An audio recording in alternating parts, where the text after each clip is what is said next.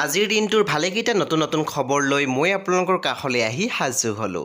বলক এতিয়া আগবাঢ়িছোঁ আজিৰ দিনটোৰ বিভিন্ন খবৰসমূহলৈ। অহাকালি 10 অক্টোবৰ তাৰিখে মুক্তি লাভ কৰিব নয়ন নিলিমৰ এটি প্ৰজেক্ট নাম হৈছে সুহুৰি, য'ত আপোনালোকে দেখিবলৈ পাব ব্লগাৰ পাখি ৰাজবংশীক। বন্ধু-বান্ধৱীসকল এতিয়া আগবাঢ়িছোঁ আন এটি খবৰলৈ। বৰ্তমান স্ক্ৰীণত অমিত কুমাৰ বৰা আৰু তেখেতৰ পত্নী। নিশ্চয় আপোনালোকে গম পায় যে অমিত কুমাৰ বৰা পিতৃ হ'বলৈ গৈ আছে। আজি অমিত কুমাৰ বৰাই এটি পষ্ট শ্বেয়াৰ কৰি লিখিছে, জীৱনত বিচাৰিলে সকলো পোৱা নাযায়, গতিকে সদায় পোৱাখিনি লৈ সন্তুষ্ট হ'ব লাগে, নোপোৱাখিনিক লৈ কান্দিব নালাগে।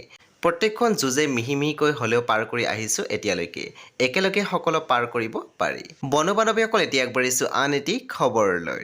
শাৰদীয় সুবাসা লৈ জনাকী অসমৰ বেটুপাতত আপোনালোকে দেখিবলৈ পাব জনপ্ৰিয় কণ্ঠশিল্পী গীতালি দেৱীক। তাৰ এখন ফটো আমি আপোনালোকৰ সৈতে শ্বেয়াৰ কৰিছোঁ। এতিয়া আগবাঢ়িলোঁ আন এটি খবৰলৈ। অভিনেতা যতীন বৰা ৰাঘৱৰ ফালৰ পৰা এটি পষ্ট শ্বেয়াৰ কৰি লিখিছে, ৰাঘৱৰ প্ৰচাৰ চলি আছে পূৰ্ণগতিত। কালি গুৱাহাটী আৰু ইয়াৰ আশে-পাশে ৰাঘৱ টিমে ৰাইজক লগ কৰি আমাৰ চিনেমাখনৰ প্ৰচাৰ চলালোঁ। দীঘলী পুখুৰী পাৰতো ৰৈ ইয়াৰ ব্যস্ততাখিনি অলপ পৰ উপভোগ কৰিলোঁ। ৰাইজৰ লগত চেলফি উঠি ৰিলছ সহযোগী হৈ সময়বোৰ যে ইমান খৰকৈ গৈ আছে। বন্ধু-বান্ধৱীসকল আপোনালোকৰ মাজৰ বাৰু কোনে ৰাঘৱ ছবিখন চাবলৈ এক্সাইটেড হৈ আছে আমাক জনাবলৈ নাপাহৰিব। এতিয়া আগবাঢ়িছোঁ আন এটি খবৰলৈ। বৰ্তমান স্ক্ৰীণত অভিনেতা দীপাংকৰ ৰয়। অভিনেতা দীপাংকৰ ৰয় ব্যস্ত হৈ আছিল এখন ধাৰাবাহিকৰ শ্বুটিঙৰ কামত, আৰু এই ধাৰাবাহিকখন নাম হৈছে ৰাগ ইমন। ৰাগ ইমন ধাৰাবাহিকখন আপোনালোকে চাবলৈ পাব স্পন্দন টিভিত আজিৰে পৰা প্ৰতি সোমবাৰৰ পৰা শনিবাৰলৈকে নিশা 7 বজাত আৰু ৰিপিট শ্ব 10 বজাত।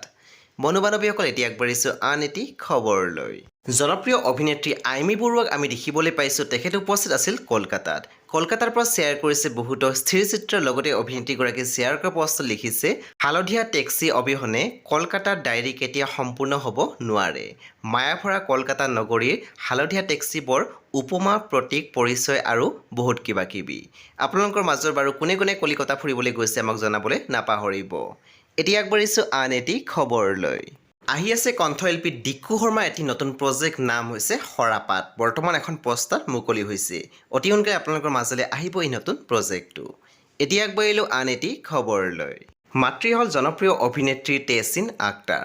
অসম প্ৰদেশ কংগ্ৰেছ কমিটিৰ কাৰ্যকাৰী সভাপতি তথা সৰুক্ষেত্ৰী সমষ্টিৰ মাননীয় বিধায়ক জাকিৰ হুছেইন চিকদাৰ ডাঙৰীয়া আৰু অভিনেত্ৰী তেহছিন আখতাৰ বৰ্তমান পিতৃ-মাতৃ হ'ল। আমাৰ চেনেলৰ ফালৰ পৰা তেওঁলোকলৈ বহুত শুভেচ্ছা জ্ঞাপন কৰিছোঁ। এতিয়া আগবাঢ়িছোঁ আন এটি খবৰলৈ। আংগুলতা ডেকাই শ্বেয়াৰ কৰা পষ্টত লিখিছে, গুৱাহাটী মহানগৰীৰ 6 মাইল স্থিত জয়ানগৰ পথৰ GKP কমপ্লেক্সত এগৰাকী উদ্যমী অসমীয়া মহিলা পল্লৱী ভাৰ্গৱৰ প্ৰচেষ্টাত গঢ়ি উঠা কাইৰা নামেৰে এখন বস্ত্ৰ বিপণী ভৌতিক আনুষ্ঠানিকভাৱে মুকলি কৰি অত্যন্ত আনন্দিত হওঁ।